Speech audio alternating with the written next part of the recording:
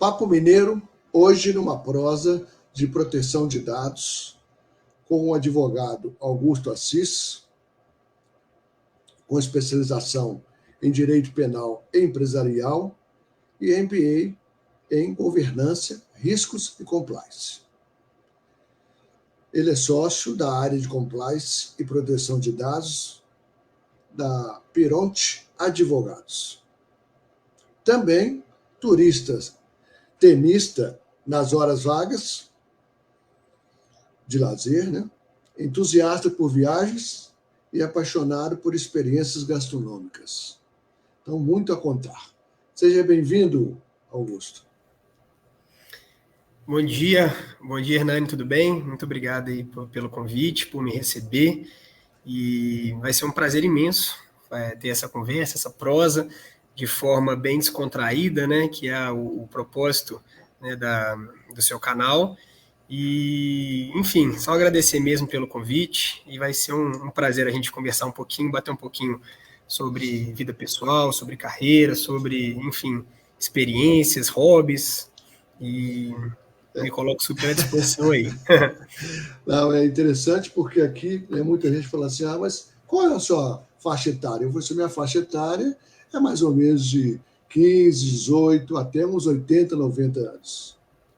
Cada pessoa tem o que contar e que a história dele possa ser inspirada para os seus pares.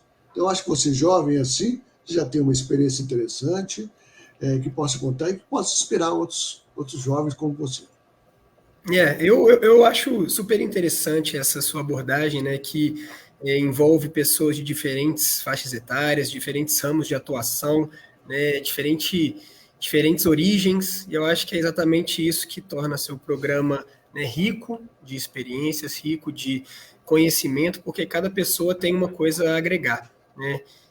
Aproveitando esse tema, né, eu tenho 28 anos, nasci em 1995, sou natural aqui de Belo Horizonte, desde sempre fui nascido e criado aqui em Belo Horizonte, né? Eu desde sempre resido com a minha mãe e com a minha avó, que na verdade são duas mães para mim, e sou mineiro desde o berço, né? E pretendo assim ficar, por mais que eu goste bastante de viajar, de conhecer outros lugares, conhecer outras culturas. Eu sou um pouco suspeito, mas eu acho que a nossa cultura mineira, ela é muito aconchegante, sabe? Ela é muito calma. Então, eu sou uma pessoa que gosta um pouquinho, né, dessa calmaria. Então, é claro que a gente tem uma rotina, às vezes, corrida, né, no trabalho, na vida pessoal, mas eu acho que o mineiro, às vezes, ele sabe colocar o pé no chão, sabe dar aquela respirada funda para também dar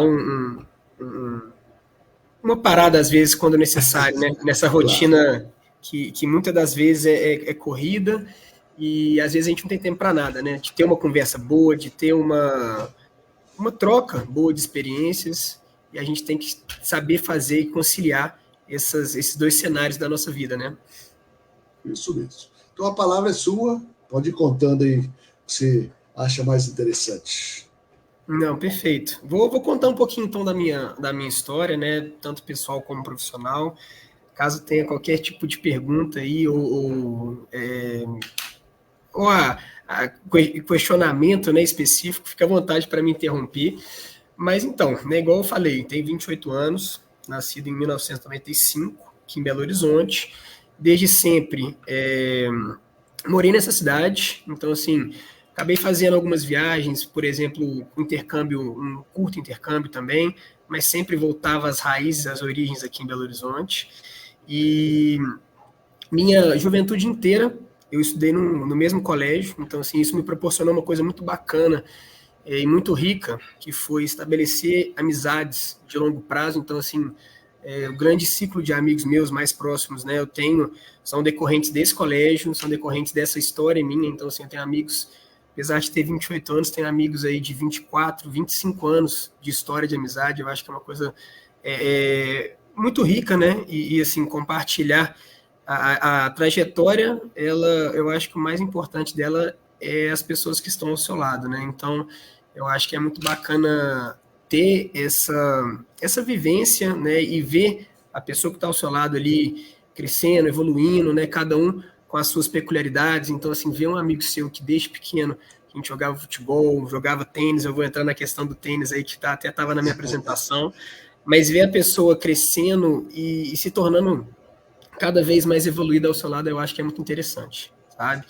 E aí, nesse colégio, eu tive a oportunidade de conhecer essas pessoas aí que me acompanham até hoje. Algumas, obviamente, a gente acaba afastando, né? As nuances da vida e às vezes acabam traçando caminhos diferentes, né? E destinos diferentes para cada um. Mas o que importa também é que cada um tá em busca da sua felicidade, né?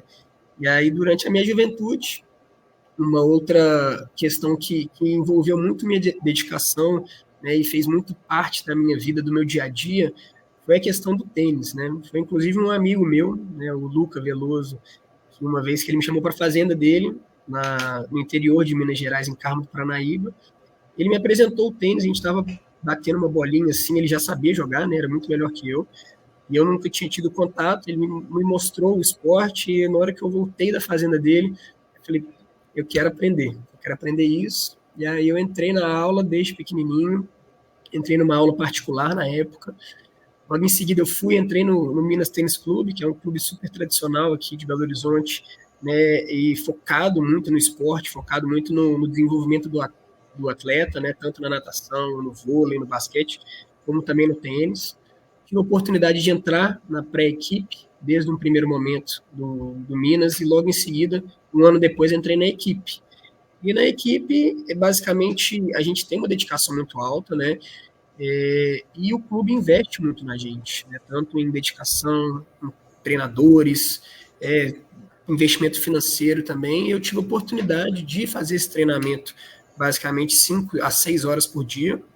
Tive a oportunidade de participar de vários torneios, né, no Brasil inteiro, viajar para o Nordeste, viajar para o sul do país, enfim, foi muito bacana e foi uma coisa que me ensinou muito, não só como atleta, mas também como pessoa. Eu acho que o esporte ele acaba nos proporcionando, né, uma autorreflexão muito interessante, sobretudo esportes individuais, e conheci várias pessoas, né? Teve toda a questão do desenvolvimento físico, né? Porque assim tem o benefício físico, né? Da saúde física. E quando eu fiz 16 anos, 15 para 16 anos, na verdade, eu tive uma decisão muito difícil, Hernani. Como a gente treinava em alta performance, competia em alta performance, acabou que eu fui abordado pelos meus técnicos e tive que tomar uma escolha, né? Entre seguir e dedicar para os estudos acadêmicos aqui no Brasil, ou iniciar uma preparação para tentar uma bolsa nos Estados Unidos. E desde sempre, assim, eu até brinco com minha mãe que puxou um pouquinho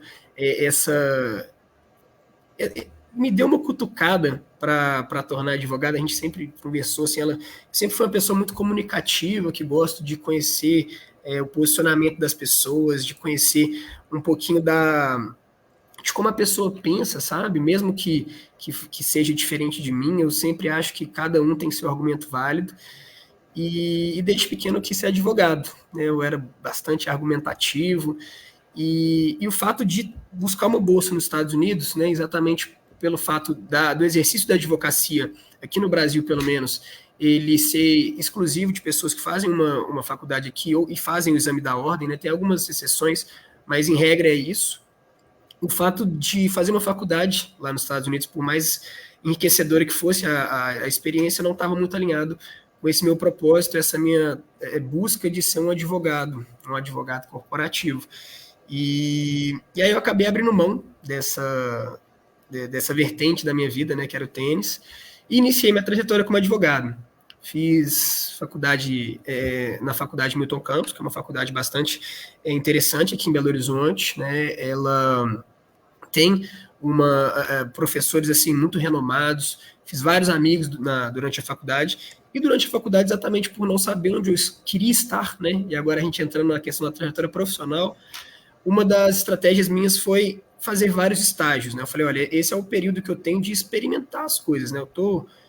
Querendo ou não, a gente tem um suporte da família, a gente pode se dar a esse luxo de experimentar e tentar ramos de atuação diversos até a gente acabar se encontrando, né? Então, durante a faculdade, eu fiz 5 estágios profissionais, a grande maioria deles foram em órgãos públicos, porque eu tinha a ideia na época, né, que o órgão público ele te dá um pouquinho mais de autonomia de atuação, diferentemente de um escritório de advocacia, como quando você é advogado. Então, assim, tive experiência de fazer estágio na Advocacia Geral do Estado, na Procuradoria de Obrigações, na Procuradoria-Geral da Fazenda Nacional, no Tribunal de Justiça, na Defensoria Pública, e cada um tinha, né, a sua forma de aprendizado, a sua dinâmica de funcionamento. Foi muito interessante. Eu tive a felicidade de estar ao lado de chefes e gestores que me transmitiam muita confiança e liberdade e confiavam muito no meu trabalho, o que foi me tornando, né, me amadurecendo ao longo dessa formação acadêmica. Quando eu formei, em 2017, eu ocupava o cargo de estagiário da 2ª Câmara Criminal do Tribunal de Justiça de Minas Gerais. Atuava, né, nessa época da minha carreira, eu já tinha uma atuação muito nichada na advocacia criminal, só que eu fazia uma atuação da parte da magistratura. Então, eu fazia um auxílio direto a um desembargador criminal, e apesar de ficar 2 anos incríveis lá, né, eu formei, a gente não pode continuar estagiando lá no Tribunal de Justiça quando forma, mas, por outro lado, eu também não me identificava muito com a atuação pública, sabe? Eu queria estar na hora que eu pegava algumas peças, né, para alguns processos para analisar nesse gabinete, eu acabava vendo as peças dos advogados e me encantava. Eu pedia, por exemplo, quando tinha um advogado que eu respeitava e que eu assim, sabia que era muito bom, eu pedia para o desembargador para descer no plenário para ver a sustentação oral desse advogado, porque eu era encantado com a advocacia e gostava muito de ver, né, as pessoas que eu admirava, né, que eram referências para mim à época. E aí, na hora que eu saí de lá, eu falei, olha, eu quero tentar advocacia criminal. E aí até voltando um pouquinho naquela questão de também dar um tempinho na nossa rotina, né, Hernani? Na hora que eu formei, eu quis fazer um mini intercâmbiozinho para a Austrália, fiquei um mês e meio lá para também dar uma quebrada, né? Falei, olha, voltando agora queria conhecer uma outra cultura, né, morar com uma outra família para saber como que é o funcionamento, né? E abrir um pouquinho nossa cabeça, sair um pouquinho da bolha. Então eu fiz esse mini intercâmbiozinho, na hora que eu voltei, eu dei, não sei se é sorte, porque eu não acredito muito em sorte, sabe? Mas eu tive a oportunidade de ser chamado por uma ex-professora que era uma referência para mim no direito criminal, especialmente no direito penal econômico, para trabalhar no escritório dela. Eu fiquei lá durante 2 anos e meio, tendo a oportunidade de atuar em várias operações policiais, em vários processos criminais que tinham, né, uma influência basicamente nacional, né? Eram casos muito grandes. Eu tive a oportunidade de viajar muito para Brasília para fazer algumas audiências, fazer alguns despachos com os ministros. Então, assim, era uma coisa que era inimaginável para mim. Logo recém-formado, ter esse acesso e ter essa confiança, né, de uma pessoa que eu tanto admirava foi muito bom. Mas, passados 2 anos e meio, surgiu a oportunidade, um amigo meu, né, me chamou para abrir um escritório juntamente com ele. Ele era tributarista, e um amigo do meu pai, né, que é um pouquinho mais velho que eu, também estava me chamando para abrir um escritório. E aí, ao invés, né, de pensar em escolher algum dos dois, eu pensei, olha, um agrega em tal sentido, o outro agrega em outro sentido. E os dois são pessoas incríveis, né? Por que não juntar todo mundo e fazer uma festa todo mundo junto, né? Para que eu vou escolher um? E aí eu apresentei os dois, os dois já se amaram assim à primeira vista. Montamos o nosso escritório, foi em segundo semestre de 2019 isso. E aí foi uma outra, né, uma outra trajetória, um outro desafio, né? Muito difícil abrir um escritório, especialmente com 25 anos de idade. Então, assim, tem vários obstáculos, tem vários aprendizados, né, que a gente vai ganhando essa casca, né? E eu também entrei nesse escritório com a cabeça de criminalista. E aí, passado 6 meses, passado 1 ano, eu acabei entrando numa reflexão interna, Hernani, que assim, por mais que eu tinha aptidão da advocacia criminal, por mais que eu gostasse muito de atuar como criminalista, eu não via como uma vocação, sabe? Então, assim, tem uma frase interessante que eu gosto de sempre voltar a ela, né? Que é quando o seu talento encontra a necessidade do mundo, né, aí que está a sua vocação. Então, eu não via a minha atuação como criminalista como uma vocação, mas tão somente como uma aptidão. Eu falava, putz, eu tô pegando um caso aqui que já houve o crime, né? Possivelmente já houve um crime, é claro que tem algumas questões que há a presunção de inocência, a gente deve estar sempre observando a presunção de inocência, mas eu pegava uma situação que provavelmente houve um crime, né? Provavelmente houve uma conduta a ser apurada, né, criminalmente, e a única coisa que eu basicamente podia fazer era fazer a defesa direta, né, e contenciosa dessa questão. E eu ficava pensando, mas será que não teria alguma forma de eu fazer uma atuação preventiva para tentar agregar e tentar evitar que esse possível crime, né, essa situação que está sendo apurada, ela existisse? E aí que eu conversei com o meu sócio, um dos meus sócios, né, que era o João, ele fazia provocações diretas, né, e periódicas, falando, Augusto, eu acho que a sua área do criminal está um pouquinho deslocada do propósito do nosso escritório. A gente atua muito com empresa, a gente atua muito, né, com meio corporativo. Eu estou achando o criminal um pouquinho isolado. Tenta dar uma pesquisada num negócio chamado compliance, que eu acho que o pessoal está falando muito sobre isso agora. Ele, como tributarista, ele sabia que existia um compliance, um planejamento tributário. E eu comecei a pesquisar e comecei a me encantar com o tema, né? Fui um pouco autodidata na época, até porque assim, não existia muitos cursos na época, e na correria do escritório também não tinha como eu abrir mão do escritório para voltar para uma questão acadêmica, então fui começando a entrar no tema, comecei a ir atrás de algumas pessoas que já tinham uma atuação específica nesse aspecto preventivo do compliance. Eu basicamente fiquei encantado com isso, sabe? Eu fiquei encantado com a possibilidade de você não só se esforçar para evitar alguma situação ilícita, mas também trabalhar em prol da conscientização, né, e da ampliação de uma cultura de ética e integridade.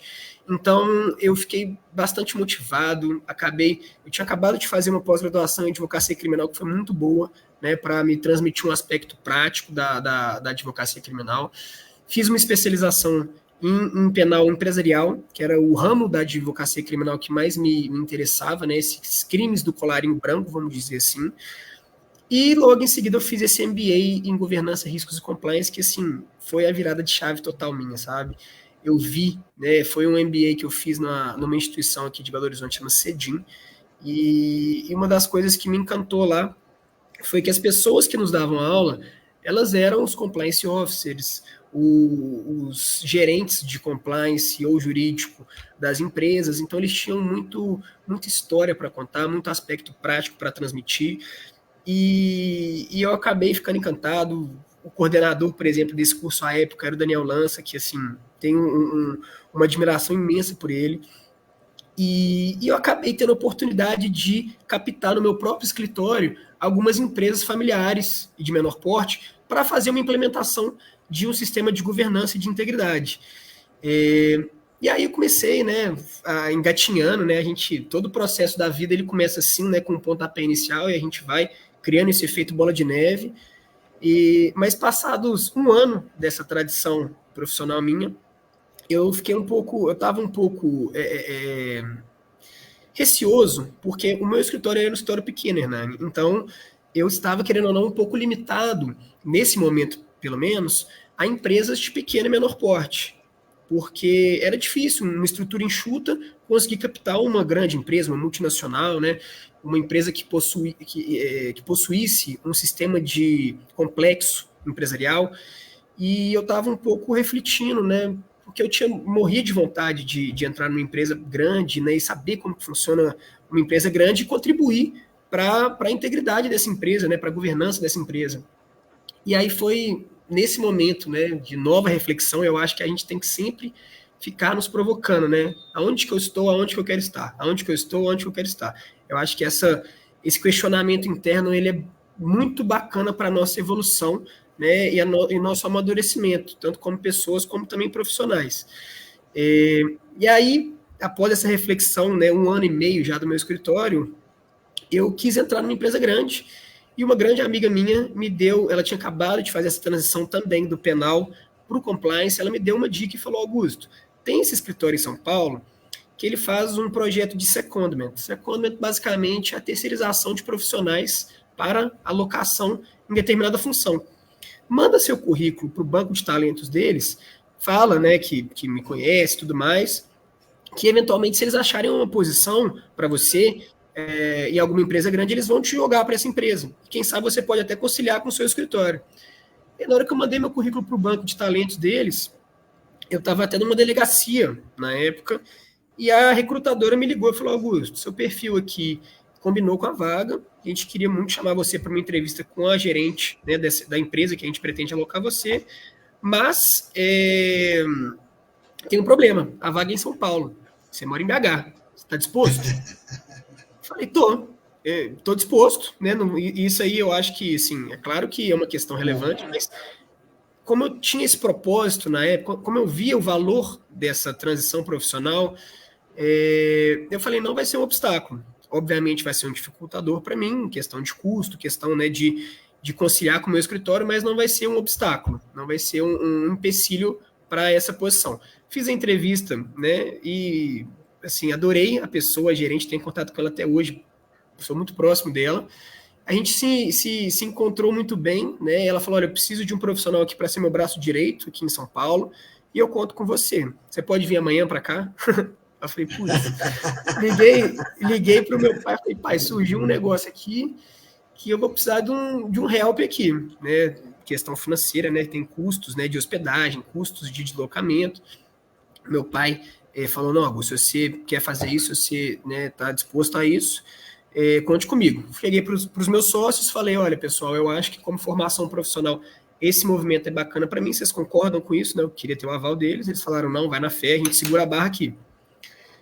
Durante 8 meses, eu fui toda semana para São Paulo. Eu ia segunda-feira à noite de ônibus, porque eu preferia dormir no ônibus do que acordar, né, muito cedo, porque quem é de BH vai saber, o aeroporto de Confins é 1 hora da casa da maioria das pessoas. Então, ao invés de pegar um voo cedo, acordar 4 horas da manhã, ou pegar um voo segunda à noite e chegar muito tarde em São Paulo, eu preferia pegar um ônibus leito e dormindo e chegar na rodoviária lá terça-feira de manhã. E voltava na quinta-feira à noite de avião. Aí eu voltava de avião por conta do cansaço, já que eu estava. E aí durante 8 meses foi essa trajetória intensa, né, mas muito rica em termos de aprendizado, em termos de vivência mesmo, né, de amadurecimento como profissional. E após esses 8 meses, depois eu brinco que foi uma pós-graduação prática que eu fiz, porque assim, eu aprendi, foi a época de compliance que eu mais aprendi. A gente está em constante aprendizado, mas foi uma coisa que foi uma imersão que eu fiz, quase que eu caí de ponta, assim, numa piscina de compliance. E essa gerente dessa empresa, ela é grande... ela é responsável por isso, né? Ela me ajudou bastante nesse aprendizado. E aí, por meio dessa empresa, né, agora só finalizando como que foi toda essa transição, por meio dessa empresa, eu ganhei uma confiança interessante dessa gerente, ela me deu a oportunidade de não só prestar um serviço específico para ela, mas também de ser o ponto focal aos demais escritórios de advocacia que prestavam serviço a essa empresa. E assim, como era uma empresa multinacional, né, muito relevante, presente em 27 países, só vários escritórios, né, de renome e de alta qualidade que prestavam serviço. E eu era muito privilegiado de ser exatamente essa pessoa que fazia a ponte com eles. E aí um desses escritórios é o escritório que eu estou atualmente, lá de Curitiba. Eu sou responsável hoje pela expansão deles em Minas Gerais, mas eu tive contato com esse escritório, que é o Perante Advogados. E eu fiquei completamente encantado, né, com a dedicação e a forma de advocacia, a forma de consultoria deles que saía da caixa daqueles escritórios tradicionais. Então, eles eram muito disruptivos em inovação, em sucesso do cliente, né, em comprometimento com o sucesso do cliente. E eu comecei a falar assim, nossa, esse escritório aqui é bom mesmo, né? E comecei a ganhar uma intimidade com eles, até que surgiu, há 8 meses atrás, eu recebi uma proposta, né, de ser chamado, de entrar no escritório, exatamente para expandir, para aceitar o desafio de expansão do escritório, que já é bastante consolidado, né, na região sul do país, e também tem uma atuação em todo o território nacional, mas Minas Gerais eles tinham visto, né, por se tratar de um estado com várias empresas, especialmente empresas familiares, que não possuem tanta governança e tanta sistemas de integridade, né, robustez no sistema de integridade, eles tinham mapeado já que era um mercado interessante de entrada. E aí, basicamente, juntou o útil ao agradável. Eu acabei entrando, achei assim, um movimento maravilhoso, sabe? Porque por mais que meus sócios eram incríveis, me ensinavam muita coisa diariamente, eu queria fazer uma transição para um ambiente que eu estava de atuação minha, sabe? Porque eu queria estar ao lado de pessoas, aquele negócio, sentar na mesa e ser a pessoa mais burra da mesa. Eu acho que a gente tem que estar nessa posição, sabe? De falar assim, nossa, esse pessoal é diferente mesmo. E só assim que a gente vai sair da nossa zona de conforto, que a gente vai, né, se motivar a cada vez mais estar capacitado para sentar nas mesas das outras pessoas. E aí agora eu estou, né, nesse desafio, nessa jornada, fico aqui em Minas Gerais, né, o escritório é de Curitiba, mas igual a gente estava comentando antes, né, eu estava em Curitiba essa semana para o planejamento estratégico de 2024, vou muito para São Paulo para visitar esse cliente, que até hoje é cliente nosso, mas basicamente é isso, essa é a minha trajetória profissional. Foi dessa forma que eu fiz essa transição do criminal para o compliance.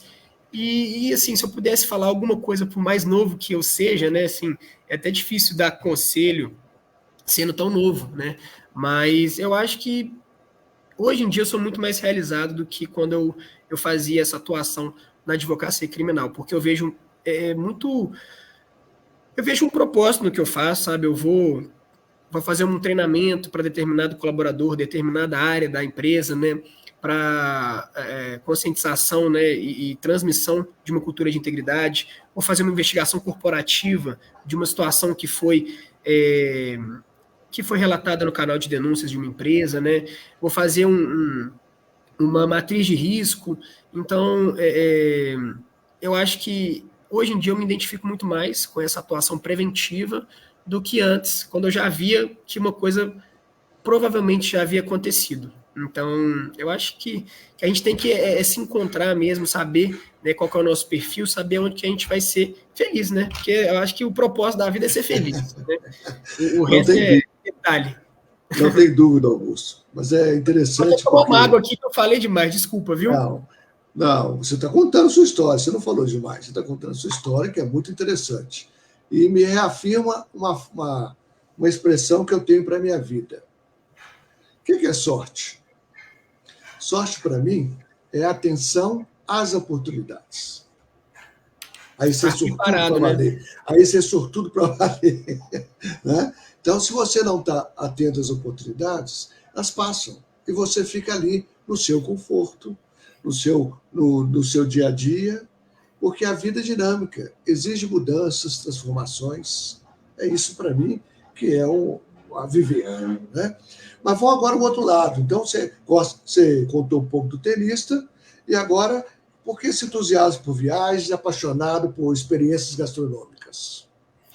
Eu sou muito a favor do equilíbrio, sabe, Hernani? Eu acho que tudo na vida, a temperança, né, pelo menos a minha busca na vida é em equilíbrio, né, tanto em relacionamento familiar, relacionamento com os amigos, com namorada, com esposa, com o seu lazer, com o seu momento íntimo, né, e, obviamente, com o seu trabalho e a sua função laboral, né, o seu propósito de vida, né, na condição de profissional. Eu acho que tudo é um equilíbrio, sabe? Então, assim, ao mesmo tempo que eu adoro viajar para São Paulo e ficar uma semana inteira imerso, né, numa empresa, prestando serviço, eu também acho que, eu acredito, na verdade, que é fundamental para a nossa saúde emocional, nossa saúde física, esse momento de lazer, né? E é exatamente nisso que, assim, um grande hobby meu é fazer viagens, sabe? Tanto o Brasil, ele é lindo, né? Então, assim, a gente tem que aproveitar o Brasil, mas eu também gosto bastante da ideia de viajar para outros lugares para além do nosso território, exatamente para ver essa cultura. Eu acho que cada lugar, cada pessoa que a gente se relaciona, que a gente visita, tem uma coisa a nos ensinar. Então, cada aspecto da vida tem uma história. E eu acho muito interessante viajar, seja, né, sozinho. Eu já fiz algumas viagens sozinhos, assim, que eu acho que é uma experiência que, pelo menos uma vez na vida, que todo mundo deve experimentar. Viajar com a namorada também é muito bom, viajar com os amigos é muito bom, viajar com a família é muito bom. E cada experiência, por mais que você vá, por exemplo, eu tenho um amigo meu que brinca, né, que já foi na Disney 10 vezes, ele fala assim, toda vez que eu vou lá é diferente, porque assim, por mais que o lugar permaneça o mesmo, o simples fato de você, né, a forma que você está, a sua fase de vida, ela afeta diretamente na sua experiência, né, de turismo, na sua experiência gastronômica. Eu acho que uma coisa da experiência gastronômica que me interessa bastante é a questão sensorial, né? Então, assim, o fato a questão do olfato, a questão do sabor, né, do paladar. E sempre que eu tenho a oportunidade, eu vou, né? Seja comer uma comida típica. Se eu vou para um lugar assim, eu tenho que comer comida típica. Porque para experimentar, posso não gostar? Posso, mas pelo menos eu vou experimentar, né? E, mas é isso. Questão da viagem e da experiência gastronômica, eu acho que está muito atrelado e muito ligado a essa questão que eu sempre busco, que é o equilíbrio, né? A gente tem vários aspectos da vida que eles devem estar, né? Igual uma balança, né? É igual a balança da justiça. Não adianta, claro que tem fases e fases, mas não adianta a gente focar exclusivamente em algum ponto da nossa vida, que certamente algum outro ponto, alguma outra questão vai ficar um pouco deixada de lado e vai acarretar em algum prejuízo, né? Mesmo que não no curto prazo, mas certamente no longo prazo vai ter algum prejuízo em qualquer aspecto da sua vida. Mas é Muito exatamente bem. essa forma que eu uso para curtir um pouquinho, né? Sair um pouquinho dessa rotina intensa. Já estamos passando já do tempo, né, previsto, mas eu queria que você deixasse uma mensagem para seus pares. Meus pais? Não, pares. Ah, para Seus meus pais? amigos, seus, Tá. seus colegas de trabalho, aqueles que também vão querer seguir algo semelhante. Eu acho que uma mensagem interessante, né, e que reforça muito o que foi dito aqui nessa nossa breve prosa, é de saber se conhecer, né, e saber aonde você quer estar. Eu vejo muitas pessoas hoje em dia com essa rotina, com o mundo de hoje, né, tudo andando muito rápido, as pessoas se deixando levar, né, tô no emprego aqui e tô indo, e até onde a gente vai, né?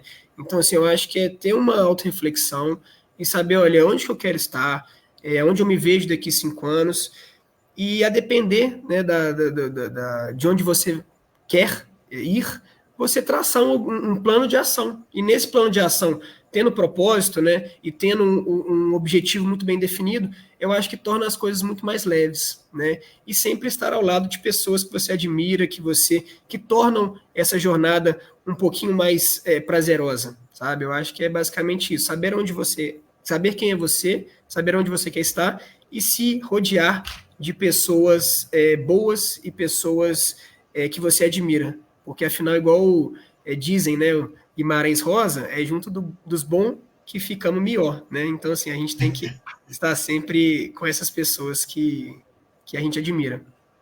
Muito bem, viu, Augusto? Obrigado por você estar aqui, contar a sua história. Foi muito interessante, né? Sucesso aí, porque você é muito novo, você está muito no início, pode fazer muito mais. Né? Gostei de uma pequena expressão sua, que o propósito é onde o talento encontra as necessidades do mundo. E é isso mesmo. Né? A gente trabalha com aquele propósito de, vamos dizer assim, deixar um legado para as pessoas, né? Porque o mundo mais próximo é o que vai sofrendo a nossa influência. Então, muito obrigado e um Eu que grande agradeço. abraço. Eu que agradeço, Fernando. Obrigado, viu? Grande abraço para todo mundo aí que está nos assistindo ou vai nos assistir. E eu que agradeço aí pelo convite. Uma ótima semana, viu? Também, igualmente, viu? Grande abraço para você. Então, tivemos aí um jovem, mas um jovem que já está com uma experiência fantástica dentro da área do direito, também pensando em si, que é importante, porque se a pessoa não pensa em si, ela não consegue fazer para os demais. E é uma história muito interessante e inspiradora, que eu espero que vocês gostem. Até o próximo Papo Mineiro. Forte abraço.